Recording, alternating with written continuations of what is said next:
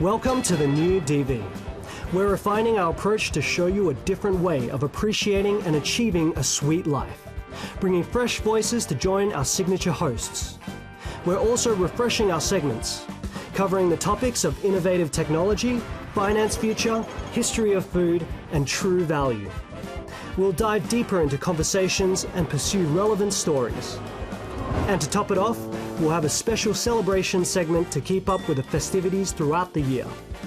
We're excited to bring you along our new direction. So without further ado, this is DV.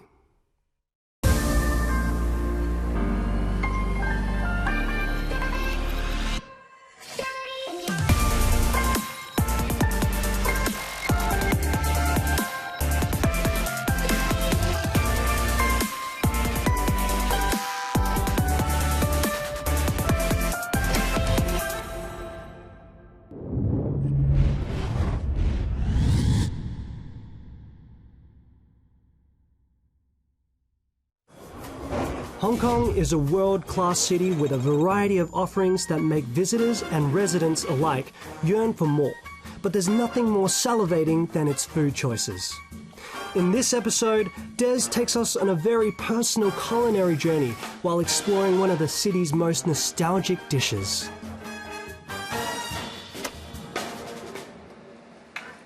Thank you.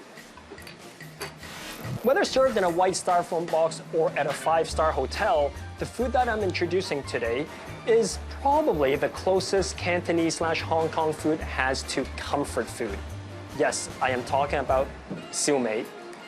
While the history of roasted meats traces back thousands of years in China, siu mei really became popular in the 1950s and 60s when Hong Kong was still a major manufacturing hub.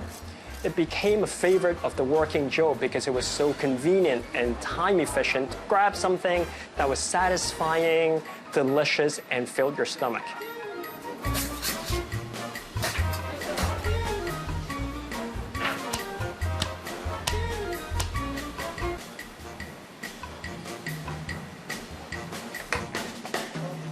Because siu mei is such a familiar dish, I think each person has their own experience and stories with it. For me, siu mei always reminds me of my early days living in Canada. Whenever we were homesick, Mom would take us to Chinatown, and there were two foods that would always remind us of home: dim sum and siu mei. And I recall early on as well that just because something reminded you of home visually, it doesn't mean it gets the job done here. Because frankly, there's a lot of skills and know-how and heritage that goes into making good siu mei. This dish in front of me here is called a song ping, which means two kinds of meats. And there's also this sweet soy sauce. And although you guys can't smell it, all of this wonderful aromas coming off this dish, just incredible. And you may have also noticed that the most iconic of the siu mei meats are not on my plate. Of course, I'm talking about char siu, because I want to save that for the next place I take you to. Headed over to Central, where the movers and shakers of the city mingle. Des is on a mission of discovery. All right, that was good, and my belly is happy. But in my quest for the perfect char siu, I'm not just going to go to one restaurant. A standard plate of char siu costs $100 Hong Kong. But you know what? This next place we're going to, it costs 3 times that. And even if you're willing to pay for it, you might not get it because there's limited supply each day. Let's find out why. Tucked away below the bustling streets is a renowned fine dining restaurant with an award-winning char siu we need to know more about. Chef Lee, 你好啊。你好，最近好吗？最近很好啊。你的餐厅这个叉烧特别的出名的。是啊，因为我们这个原材料啊，用西班牙的黑毛猪的叉烧。开张的时候啊，老板说用一个特别的食材做这个叉烧。这个黑毛猪都是吃橡果的，所以呢，这个肉质比较丰富，这味道口感都特别的不同。哦，你们 order 的西班牙黑毛猪叉烧，我看起来很漂亮啊。是啊，那一个好的叉烧，你可以介绍吗？我有什么要留意的？我们烤起来的时候，有些黑的，我们叫做火鸡。火鸡主要是用很猛的火把它烤，然后呢，它有些黑色的出来。我们这个部位是用最好的了，叫做铺马。铺马是啊，它们的肉肥和瘦是均匀的，一半一半，好像我们吃河牛一样。所以我们这吃起来看起来没有肥的感觉，但是吃着就很软滑的。好，我们试试吧。好，看一看，然后嗅一下它的味道，香不香？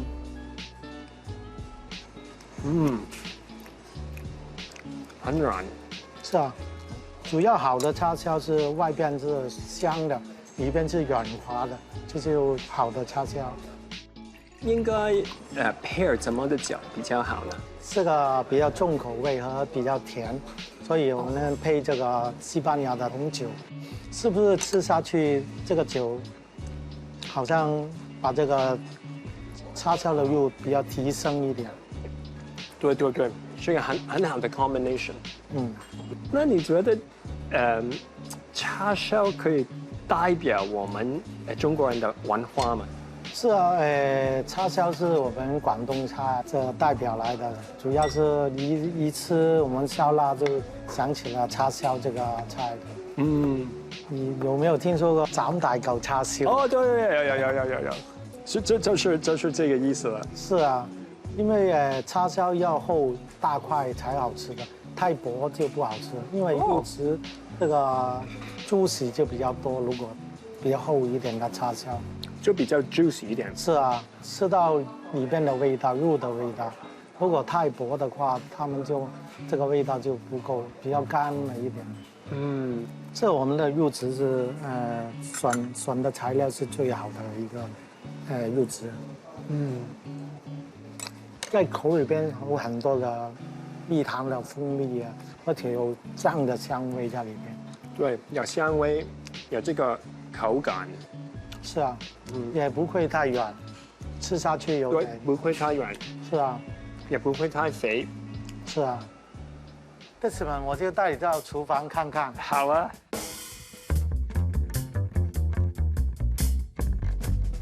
这个是我们的西班牙的叉烧。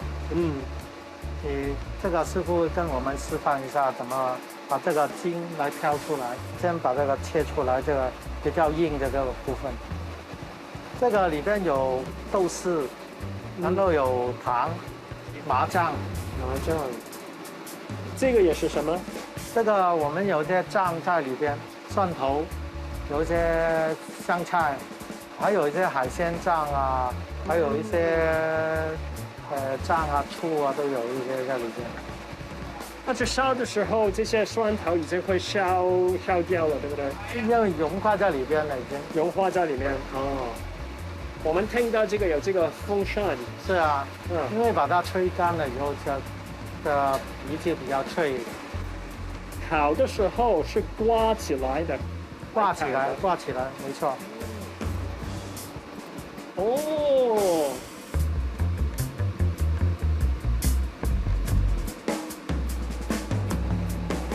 这个一般都是我们烧腊都用的，常用来烤叉烧的一个炉。我们开的火一定要很大很大，所以用很短的时间来把这个烤熟。我们把它这个盖好了，要开一个中火来烤10分钟。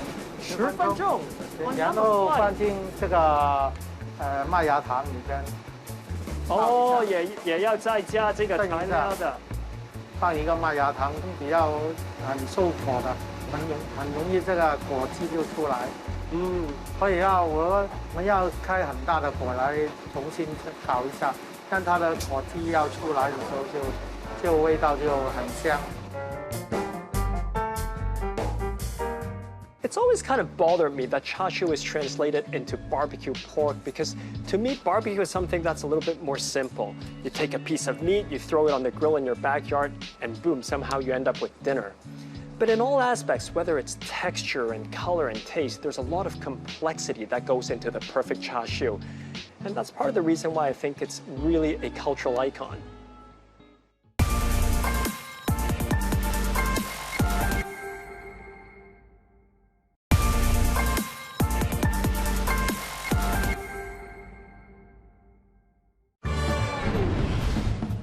All right, after trying some char siu from a local neighborhood favorite and speaking with Chef Lee, I've been inspired to make my own version of this revered dish. Most of the time when I do my food shopping, I go to a supermarket just for the convenience of having everything in one place. But today, I'm at the wet market because this is where the action is. And the other cool thing about wet markets is there's a lot of knowledge to be gained. Let's see if I can get some wisdom from some of the shopkeepers. Good morning, good morning. What should I buy if I want to buy char siu, make char siu? 叉燒啊！呢個係咪芋頭嚟㗎？就做叉燒嚟㗎。就算瘦又好，半肥瘦都係用梅頭嘅。係啊，點解嘅？口係鬆化啊嘛，好食好多咧。腩排。呢啲係金沙啦。金沙骨啊，成日金沙骨就係呢啲。多謝你。多謝。All right, so I got some knowledge about the different kinds of meats. Zezé didn't really have a lot of tips in terms of the cooking, and she said, I can just buy the pre-made stuff for the marinade. But in terms of the meat, she told me the 3 different kinds of meats that can be used for char siu. But this is still the one that has no bone, and it's going to be really good. Mui tao. Now that I have the ingredients for my char siu, what I need more of is the knowledge and craftsmanship that goes into making a really good one. And that's why for my next stop, I'm going to be talking to members of the founding family of one of the bastions of siu mei here in the city. And it's not a stretch to say that everyone in Hong Kong probably will have heard of this place before. A staple in the city for decades, this eatery evolved with the times, but its taste left intact. Carol, siu mei is one of my favorite types of food. There's obviously a variety of siu meis. Why have you guys decided to focus on goose? Actually, it started with my grandfather. My grandfather has started this business for 80 years. And he started at like a Dai Pai Dong in the old times. And he's famous in the roast goose. And we want to carry the legacy. So we do roast goose. We have 3 charcoal duck roaster. And we have 1 pig roaster. It's all burning charcoal. It's not the traditional natural gas or the LPG. So it's very different. It's very unique in Hong Kong. Because not many restaurants, they have this type of charcoal. Because it's very difficult to get the license right now. Is there anything special about this charcoal? We need the charcoal from Southeast Asia, first of all. And we need the charcoal in the almost similar size.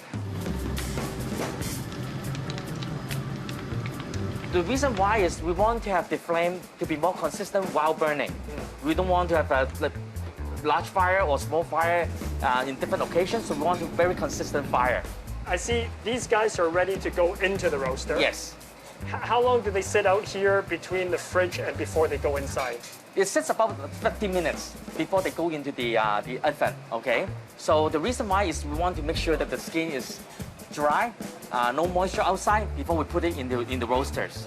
And for the burning time, the cooking time, it's about 30 to 40 minutes. Since you say because this isn't gas and it's charcoal, Yes. there's no computer or technology that controls the heat. So someone has to monitor the heat all the time? Yes, it's the chef. The chef is very important to monitor the heat. The roaster itself is very important because you need to have a double insulated layer with thick stainless steels to keep the temperature inside. Okay, so we want to make sure that the cooking time to be done within 30 minutes to 40 minutes, as said before. Otherwise, it won't taste as good as before, yeah. What's the temperature inside one of these? It's about 700 degrees Celsius. It's really, really hot, yeah. On the way over to these duck roasters, Yes. I noticed something else here that I want to kind of ask you about. So let's come back over here. Oh, sure. Hi, Carol, what's going on over here? Oh, my chef is making a very traditional siu mei item in Chinese called 蚵仔雜. And what is it? It's basically consists of a few ingredients. It's the goose intestine, the goose web, and this barbecue pork, goose, and also goose liver sausage. Wow, so a lot of ingredients. Yes. And who is the main target for dishes like this? Actually, many old people love this because the many old people is in the late 50s, 60s. This is very popular items in the siu mei shops in Hong Kong. And because it's very labor intensive and many restaurants does not want to make this anymore. So we want to keep this Some of my clients, they would like to order it in advance for this type of dishes. Carol, I think that a lot of Hong Kong people would have very personal memories and experiences with this restaurant. What are your early memories about this place? When we were young, we only came back to the restaurants for Chinese New Year's, only big festivals. One thing I remember is when I was at high school, my high school is in Central, and I was quite naughty at that time, and my father would like to look after me, so he requested me to come back for lunch. And at that time, my grandpa will ask the chef to make a bowl of char siu rice for my lunch, and it's quite happy. Char siu rice every day, not Every too bad. day, yeah. 佢哋翻咗嚟10幾年嘅話，我都睇到佢哋嘅成長已經成熟啦，好放心將翻呢個 business 嚟講咧，係交翻俾下一代嘅啦。 Okay, so Mr. Kam said that the children have been back taking care of the business for more than a decade, and he feels very comfortable that he's passed things on. Now, Carol, I've been coming here since I was a kid, and I've noticed a lot has changed about this place. Tell me about those changes. Yes, there's a lot of changes. Why not let my sister Yvonne to tell you more about that?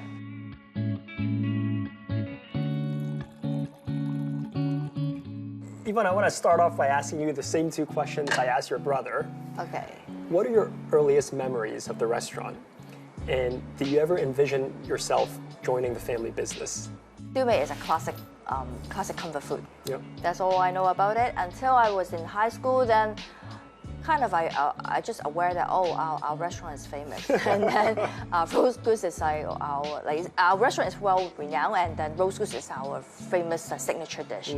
When I was a kid, I was never expect to come back to the family business because my father always asked me, tell us, okay, study well and then get a good grade and then be a professional. This is what I was being told. So I think it's just a destiny actually bring me back to the family business. I look around this place, and it's almost like a step back in time. We preserve a lot of the culture or art work. So when people come here, when customer come here, I can actually tell them a lot of story. And then also tell them a story about the artifact that we try to preserve. And also we can also tell them the stories about all the dishes, all the authentic dishes we try to preserve as well. So this is, to me, this is a museum, a living museum, where we can showcase visitors or Hong Kong locals, all the Hong Kong food culture. What about some of these lighting fixtures? I mean, they also have a retro look. Are any of these part of the original, or is this all new? Our designer actually designed it, but it did give people a retro feel. My friends did when they visit here. Said it's just new and old. So this is not the first time I was being asked with this question. 70s. Yes, Yeah. he deliberately do that. So this is a connection. So he wants to have the meet East West and then also the new and old. So this kind of blended everything together. So we deliberately give people, customers, a sort of a nostalgic, retro feel. One taste of the roast goose here reminds you why siu mei is not just a kind of food, but a taste that represents Hong Kong. It's been a while since I've been to this restaurant, certainly before the recent renovations. There's so many things about this place that look different, but then there's so many things that feel the same. And the taste of nostalgia in the belly is always nice.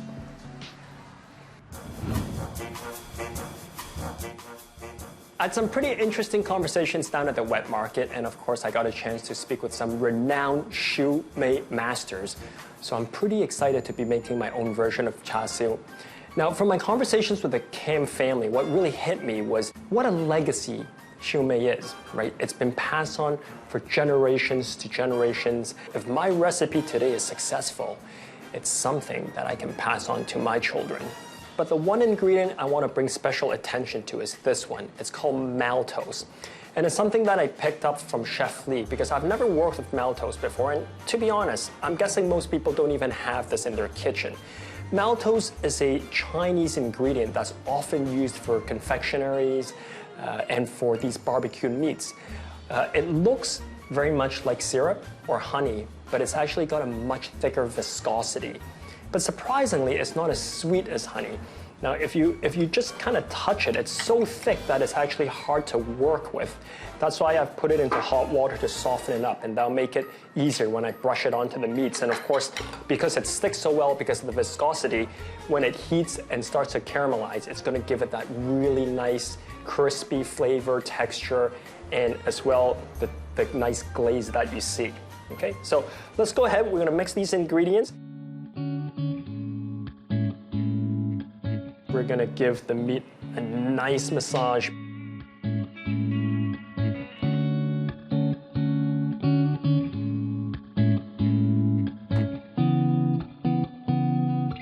It's very, very thick.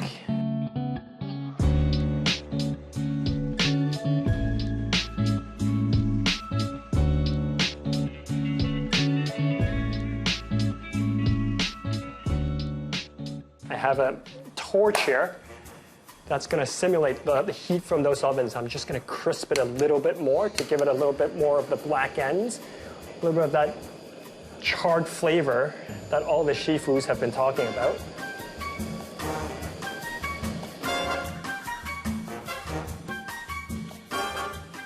We're ready to plate this char siu and give it a taste.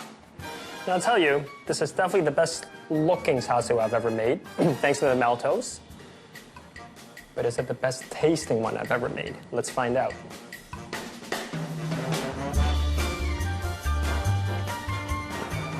My conversations with the chefs have paid off. Pretty good.